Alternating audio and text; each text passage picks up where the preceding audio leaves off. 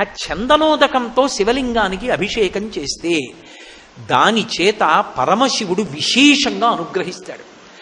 అటువంటి శివాభిషేకం చేత, ఆ చందనోదకం చేత శివానుగ్రహం కలిగితే ఏ రకమైనటువంటి ధార్మికమైన కోరిక అయినా సరే అది ఇప్పుడు చూస్తే అయ్య బాబోయ్ అంత పెద్ద కోరికే వీళ్ళకి అనిపించచ్చు, కానీ ఆ కోరికని నిజం చేస్తాడు. అందుకే కల్పంలో ఒక మాట చెప్తారు, ఆషాదశమిని దీర్ఘకాలం చెయ్యండి అంటారు.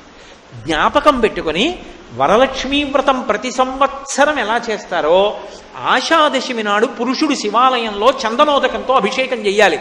అథవా పురుషులు ఏం చెయ్యాలి? శ్రీచక్రం టీవీ స్నానం చేసి ఓ చందనం పలక దుంగ, ఆ చందనపు సాన దుంగ పట్టుకుని అభిషేకం చేసుకోవడం రాకపోతే దేవాలయంలోకి వెళ్ళి కూర్చుని చందనం తీసి శివాలయంలో ఇవ్వాలయ్యా అభిషేకం చేయండి అని. వాళ్ళు అభిషేకం చేస్తున్నప్పుడల్లా ఈ చందనం కలిపి అభిషేకం చేస్తారు. నువ్వు చందనాన్ని శివాలయంలో ఇచ్చావనుకో, అక్కడ ఆలయంలో జరిగిన ప్రతిష్టని బట్టి ద్విగుణీకృత ఫలితం వస్తుంది. ఇంట్లో చేసుకుంటే ఒక ఎత్తు, దేవాలయంలో చేశాననుకోండి అది మనుష్య ప్రతిష్ట అయితే ఏదో ఒక 100 రెట్లు, అది ఒక ఋషి ప్రతిష్ట అయితే 1000 రెట్లు, అదే ఏదో దేవతలు ప్రతిష్ట చేస్తే 1000 రెట్లు, అది స్వయంభూ అయితే అనంతం, అసలు లెక్కలేదు.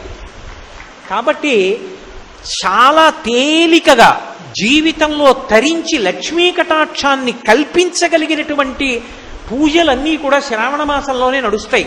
మీరు ఒక విషయం బాగా గమనించాలి, శివ పూజ లక్ష్మి యొక్క అనుగ్రహమునకు కారణము.